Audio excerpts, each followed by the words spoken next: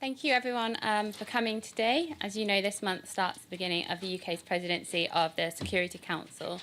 We'll be starting with opening remarks from Ambassador Woodward, and we also have Fergus, our political coordinator, with you today, and then we'll be taking questions from the room and virtually. If you're tuning in virtually, please just signal in the chat so that I know to come to you. Without further ado, over to Ambassador Woodward. Thank you. Excellent. Thank you very much indeed, Hannah. Good morning, everyone, and thank you for coming, and thank you for flexing your schedules after we changed the timing of this press briefing from last Friday. As Hannah said, we take on the Security Council presidency this month, April, and we try to run both an efficient and a transparent presidency. So we very much look forward to this chance to engage with you, but also to engage with you throughout our presidency and support the work that you are doing, for which very many thanks. I'd like to start by setting out our priorities for this month, and then give you a quick overview of our programme of work, and then very happy to take your questions and follow up any specific points. Ukraine will obviously dominate this month, as it's dominated the last 5.5 weeks of Security Council business. It is, of course, an appalling invasion of Ukraine. It is a travesty of the UN Charter, as the Secretary-General has said very clearly, and its humanitarian and economic consequences are, as we're seeing, rippling out around the world in terms of higher food, energy and commodity prices, which are creating their own momentum and difficulties. So as presidency, we'll work to ensure that the Council plays a role in trying to resolve this crisis and to see Russia leave Ukraine. Over the weekend in particular, we have seen the harrowing pictures from Bucha of people shot in the back of the head with hands tied behind their backs. We have seen the reports of sexual violence in conflict, and we will be convening a meeting of the Security Council tomorrow to discuss this and the situation in Ukraine more generally. In terms of other priorities, we will have two signature events during our presidency. The first will be next week on conflict-related sexual violence, so clearly some overlap there with Ukraine, but also reflecting the continued use of sexual violence as a tool of war in Myanmar, in Syria, in Ethiopia, and in Iraq. We are delighted and honoured that Nobel Peace Prize laureate Nadia Murad will join us for that briefing session, which will be chaired by the UK's Minister and Special Envoy for Preventing Sexual Violence, Lord Ahmed, who is a frequent visitor to New York. Our other signature event will be on COVID-19. Those of you who've been here for a while will recall that in February last year, we used our presidency to pass a Security Council resolution calling for humanitarian ceasefires to allow for vaccinations to go ahead. We now have those vaccinations, and we want to accelerate progress of making sure that the vaccines turn into vaccinations, particularly in conflict-related areas. You look at DRC or Yemen, and the vaccination rates are still way under even 5% compared to the rest of the world, where we're well up into the double digits. So that will be the second signature event that we'll call. Moving on to our programme of work, as I said, it will start tomorrow with the meeting on Ukraine, and then later this week on Thursday we'll have a meeting on MINUSMA, which is the UN security operation in Mali. The following week, that is starting a week today, we'll be looking at our two signature events, that is COVID-19 in conflict and humanitarian situations, and preventing conflict-related sexual violence. We'll also be having a meeting on Colombia, where we are delighted to be joined by President Duque, who will talk to Council members about the UN-backed peace process and upholding those hard-won gains ahead of the elections in Colombia later this summer. I think it's a very positive reminder for us of what can be achieved through the combination of national endeavour and international commitment. Next week also we will be talking about Yemen, where we've just issued statements today. We can come back to that. And then the week beginning the 18th of April, we'll be looking at Western Sahara, Kosovo, and then UNISFA, which is the South Sudan operation. And then the final week of our presidency, we will hold scheduled meetings on the Middle East peace process, Syria, the Great Lakes, and Libya, which will be as we approach the renewal of the UNSMIL mandate. We're also planning a private meeting on Myanmar, where we want to hear from both the UN and the ASEAN special envoys, and with a view to pressing the Tatmadaw to restore democratic civilian rule. That's a very quick overview. Obviously, a lot of it will be subject to change according to events, but those are our plans for the month of April, and I'm now very happy to take your questions. Thanks, Hannah. Thank you, Ambassador. We'll take questions starting with those in the room, but Valeria first. Thank you. Thank you so much. Thank you, Ambassador, for this press conference on behalf of ANCA, and we wish you the best of luck for this busy month ahead.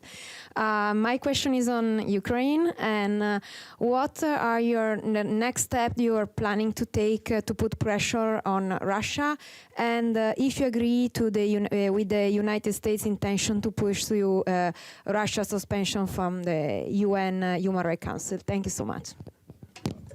Thank you, Valeria, and thank you for your kind wishes. It's good to see you.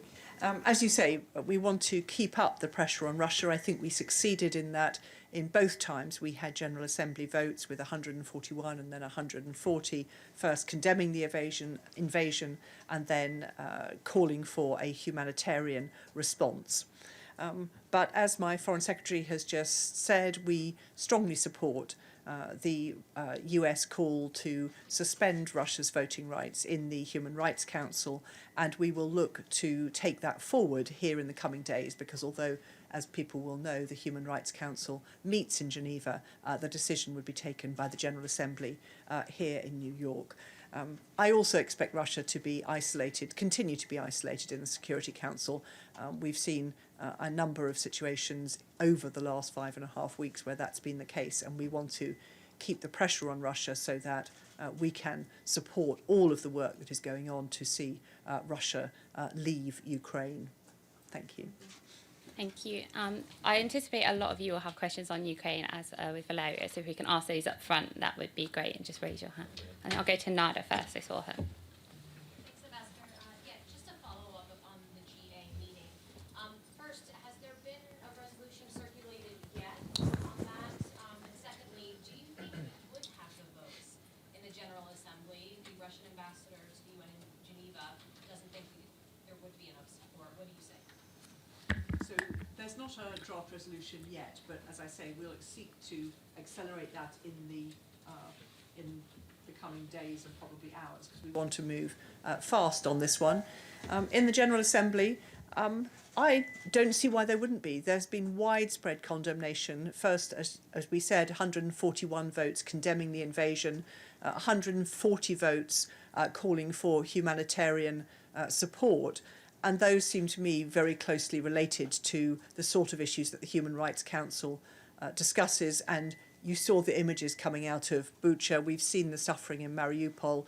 It's hard to imagine that the wider General Assembly membership wouldn't support something as fundamental as that. But of course, we'll be working closely with partners across the regions, as we did last week for the previous resolution, to make sure that people understand what is at stake in the vote here.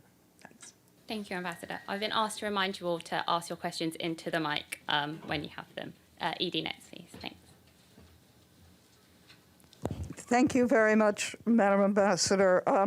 A couple of follow-ups. On tomorrow's meeting, first of all, we heard that the Russians demanded an emergency meeting on Bucha, and that the UK said no emergency meeting, we have one scheduled Tuesday.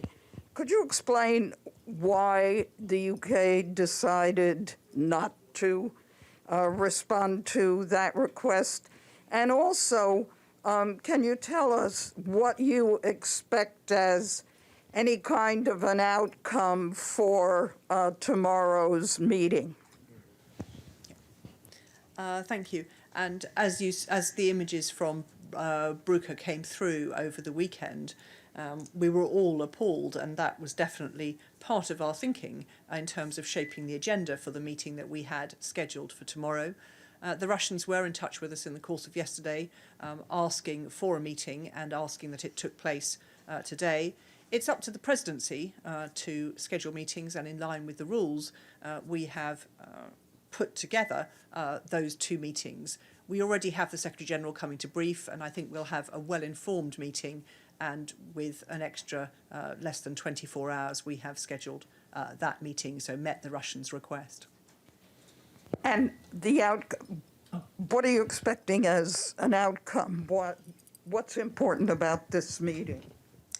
I think what's important about this meeting is it'll be the first opportunity the Security Council has had to discuss the images that we've seen in Bucha, which you've heard widely over the weekend described both as war crimes and as genocide. So we really are facing the true reality of the appalling Russian invasion of Ukraine.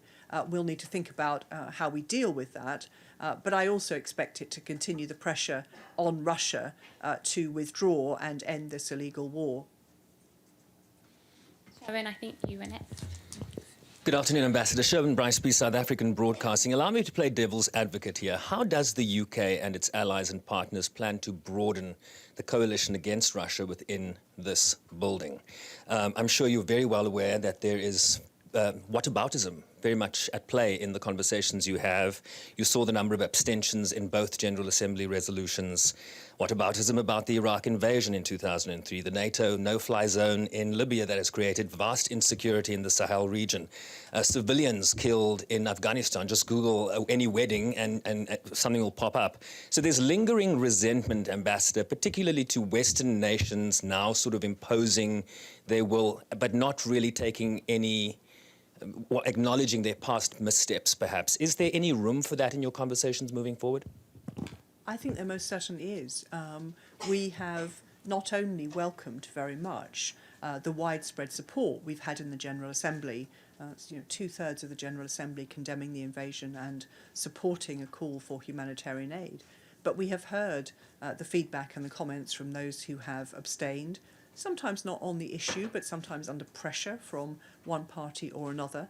And I think it's important that we address that, particularly now as we see the ripple effects of this invasion by Russia spread out in increased food prices, increased commodity prices, increased energy prices, which will put more economic and social pressure, particularly, as the Secretary-General has said, on fragile and developing states. So they do have even more equity to join in calls to end the invasion and make sure that Russia is not part of the decision-making in the wider Security Council. We all depend on the UN Charter being observed for territorial integrity and sovereignty. We all depend on human rights being observed too. So I think there is a case to be made. I recognise that sometimes in the rush we perhaps haven't made that. We haven't had enough time to make it, and we'll certainly be working with and across our regional partnerships.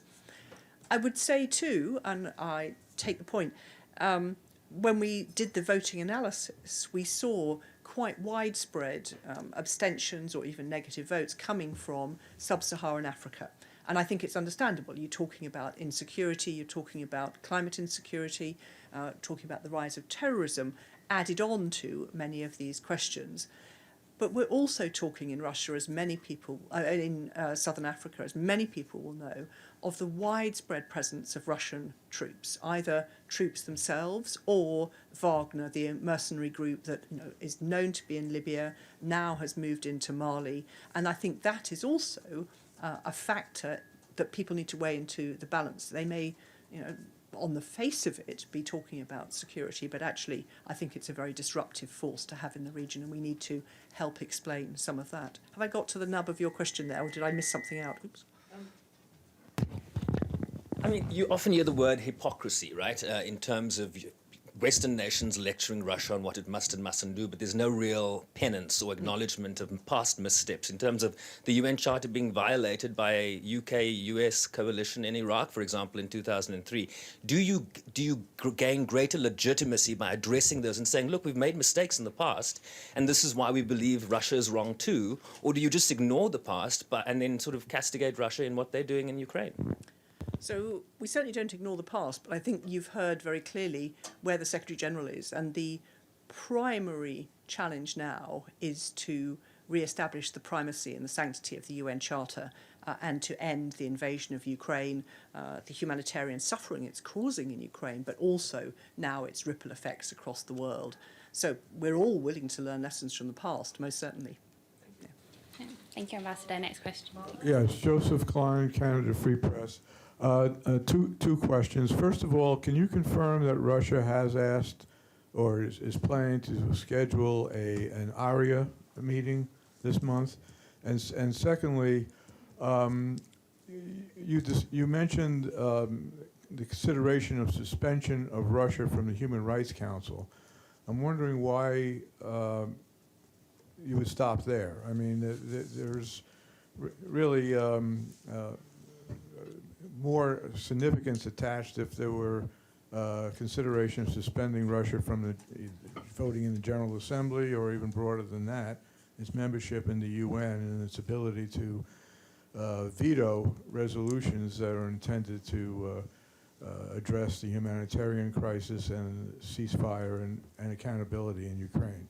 So could you comment on that, both in your capacity as President of the Security Council and in your national capacity? Thank you. Thank you. So on the first question about the ARIA, yes, Russia is calling an ARIA meeting on Wednesday to talk about its allegations that there are, or to talk more generally about biolabs. So I think probably talking about chemical and biological weapons around the world.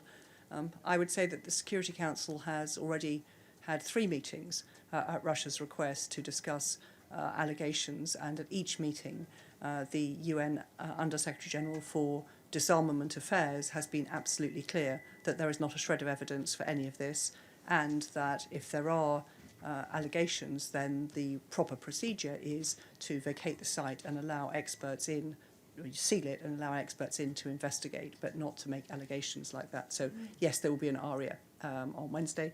On the second question, following on from the proposed suspension from the Human Rights Council, yes, there's been much discussion in the last 5.5 weeks as to whether Russia should be suspended from the Security Council. There's no provision for that. So I think the best we can do is to ensure that Russia abides by its responsibilities as a permanent member of the Security Council. And as we've seen, Russia has also been, I think, pretty roundly condemned in the General Assembly, just in terms of the number of votes that we've achieved. And then there's a sort of very technical point you raised about whether under 27.3 a country can be suspended from voting on an issue where it is a party to a conflict.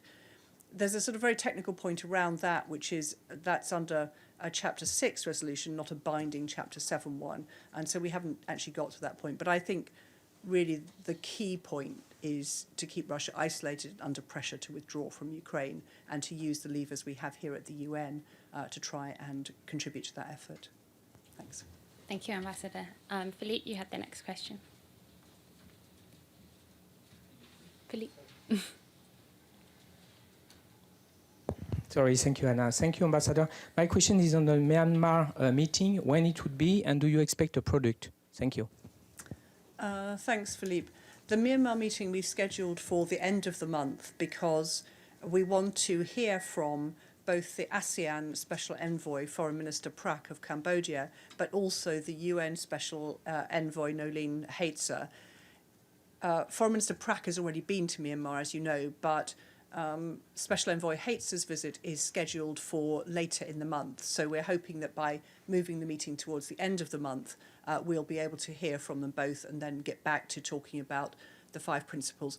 We haven't got to a point of thinking about a product, although, as you know, It's now over a year since the coup, and we did manage to get a product in our last presidency. But if there's a possibility, we'll try. But the main thing, I think, is to try and get the Tatmadaw back on track to restore stability and democracy. Thanks. Good seeing you again, Ambassador. Evelyn Leopold, Globetrotter Media, Pass Blue, and who knows what else. My question, excuse me, my question is on suspending Russia's voting rights in the Human Rights Council. I can think of some other countries who certainly have violated human rights and are on the council, Syria, for example. And will there be enough support for Russia, considering the company it has on the Council of Human Rights Violators? So there is an unfortunate pattern. I agree with you. The key, as I think you will know, of course, is that the decision is taken by the General Assembly. We saw Russia pretty isolated in the General Assembly. The only countries which supported them were Eritrea, Belarus, DPRK, and Syria. So I don't imagine that they'll get an awful lot more support in the General Assembly vote, but we do need to make sure we have the 2/3 in order to secure that suspension. And as I said, we'll be working with regional partners to discuss how that can work. Okay, thank you very much. Thank you. Thank you. Celia? Sorry, I have to thank you. Thank you. Bonjour, Ambassador. Some African countries are saying that the war in Ukraine is not their war. And however, they said they will pay a high price. What do you think about it? I think I can understand the first thought that it's not their war. We've seen tragic amounts of conflict on the African continent. It takes up about 70% of our time on the Security Council. So I can see that at one level it may well not seem like their war. And yet, as you said in the second part of your comment, it's going to make things, I think, even worse in Africa. A lot of well, two things. First of all, of course, we all know that the southwest of Russia and Ukraine is the breadbasket, and a lot of the wheat exported from there goes to Africa, Latin America, Middle East markets, Asian markets. But more importantly, too, the World Food Programme gets 50% of its wheat from Ukraine alone. And that, of course, will feed into many of the humanitarian programmes that David Beasley runs through the World Food Programme.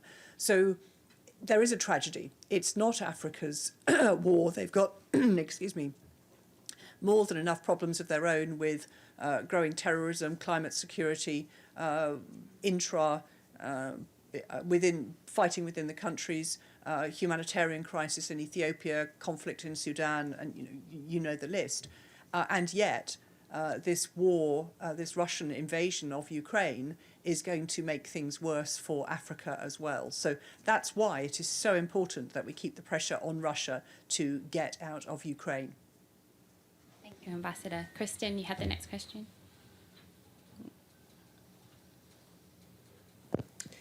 It looks like the Russian ambassador is going to have a press conference this afternoon, given that he wasn't granted his meeting this afternoon. Do you worry that as the two sides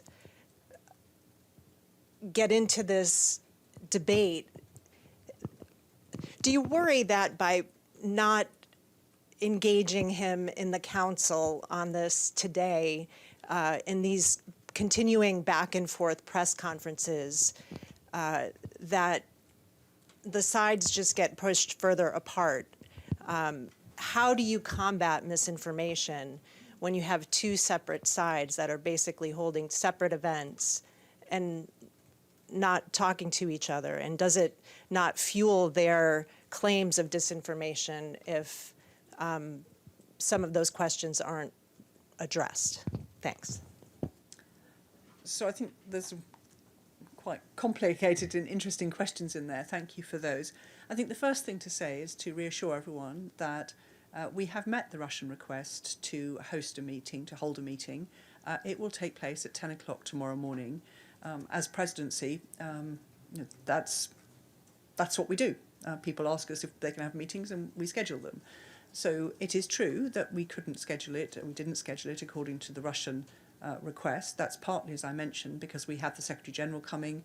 We have other senior UN briefers, including Martin Griffiths, who is on his way to Kyiv. So I think we'll have a more informed meeting by having it tomorrow, which will be, I think, the most important counter to Russian disinformation. But as you've alluded to, this war has been fought not just tragically on the ground of Ukraine, not just in its ripple effects, but it has been a war, frankly, not just of disinformation, but of lies. And I think it was the Latvian Prime Minister who said yesterday, there's lies, damned lies, and Russian disinformation. And it's very damaging, and that's why I very much appreciate all of you being here, being interested in what we have to say, because we are doing our very best to provide reliable information, verifiable information, and then to use that to push back the Russian invasion of Ukraine. Yes, next question. Thank you, Ambassador. Betül Yürük, Turkish news agency Anadolu. President Biden today called for a war crime trial, and also the UN Secretary General called for an investigation in Ukraine after civilians being killed in Bucha. And I was wondering if you think Russia has committed crimes, and if there is enough evidence, although we know that Russia is a veto power, would the UK seek at the Security Council a resolution to refer Russia to the International Criminal Court? Thanks. Thank you. So the International Criminal Court, under Chief Prosecutor Karim Khan, is already collecting evidence of or conducting an investigation into war crimes. And the UK was one of the first countries of the over 40 now who've supported that call to join that support for the International Criminal Court investigation. So that work is very important, and it doesn't require a Security Council resolution when it's had requests from so many member states. And I think it's very important that Karim Khan and his team are allowed to gather evidence and do so in a way that gives us enough evidence. So you have to do that very thoroughly and very carefully. There are a number of other ways of holding Russia accountable to this. So in addition to the International Criminal Court, there's, of course, the International Court of Justice. There have been calls for other mechanisms, such as an accountability tribunal or something like that. But at the moment, I think we're best working with the mechanisms that we have. They're already established. So we are very pleased to be supporting the work that Karim Khan is doing. But to be honest, appalled by the ready availability of the evidence, particularly what we've seen in Bucha over the weekend. Thank you, Ambassador. Yes, you have the next question. Yeah. Thank you, Ambassador. Stefano Vaccara, La Voce di New York. My question is on Libya, but then if you allow me, I have a follow-up on my interesting question that my colleague Sherwin did before. On Libya, you have 2 meetings, I believe, here. And what are the chances that the mission is going to be renewed for longer than 3 months? And also there is the problem of the special advisor of the Secretary General. So are we have in progress here, or things are getting worse? And there is also a question on your national capacity.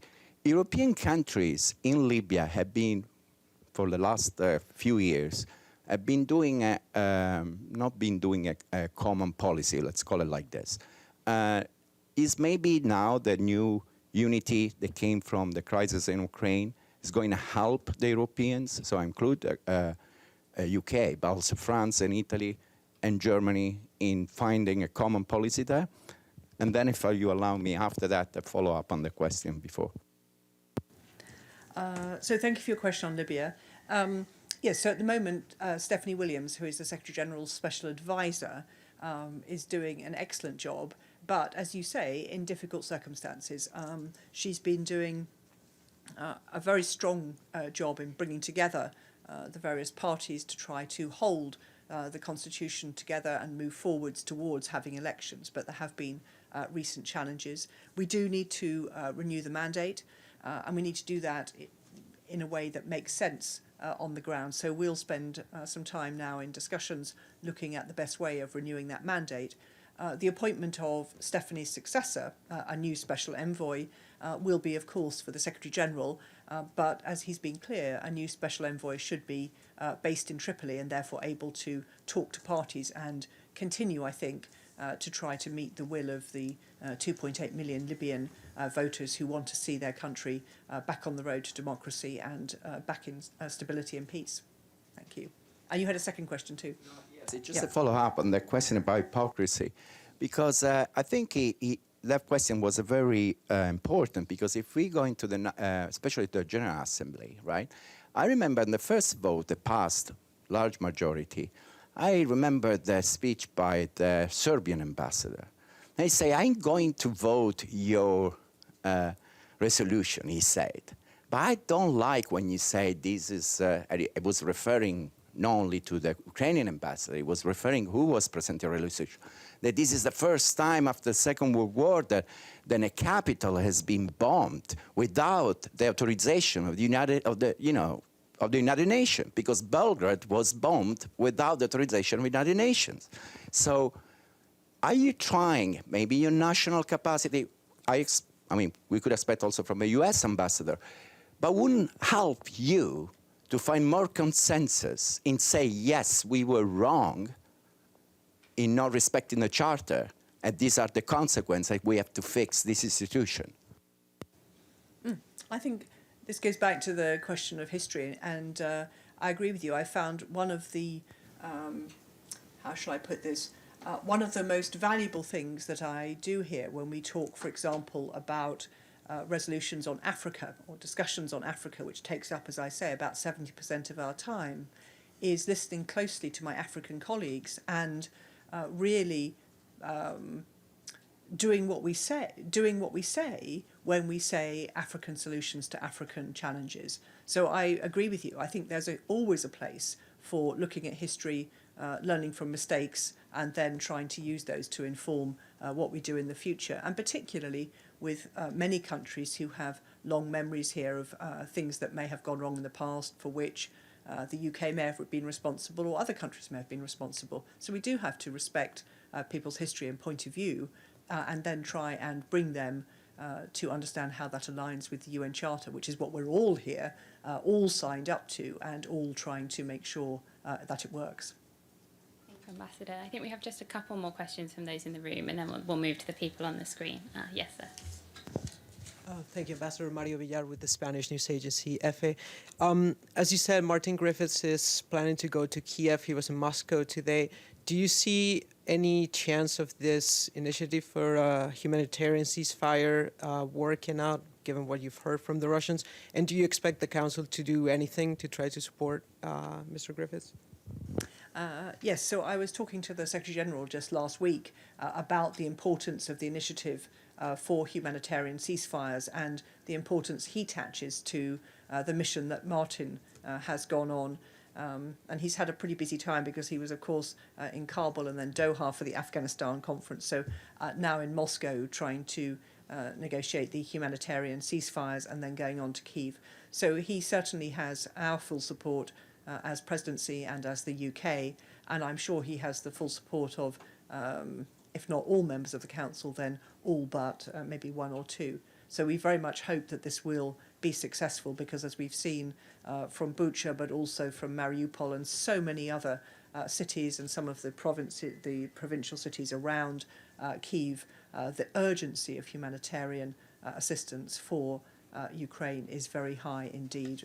You've seen the numbers of people who've fled the country. So we are definitely working closely with Martin and his team to try and make this work. Thank you, Ambassador. Alan, you have a question? Thank you very much, Ambassador. First of all, I wish you best of luck during your presidency. I have a follow-up once again regarding the Russia's request on emergency meeting on Bucha. I got it that you're scheduled for tomorrow, but could you please explain me the logic? As this is a high-profile question, high-profile matter, And the Russian side claims that at the tomorrow's meeting, given the number of the briefers, the attention might be a little bit distracted from the particular Bucha matter. So why have you decided to move it to tomorrow but not to hold the meeting today? Thank you. So I have absolutely no doubt that the situation in Bucha will be absolutely front and centre of the meeting tomorrow. As I said, the meeting tomorrow will allow us to hear from the Secretary-General, from Martin Griffiths, who will be on his way to Kyiv at that point, and from UN representatives on the ground. So we'll have an objective account.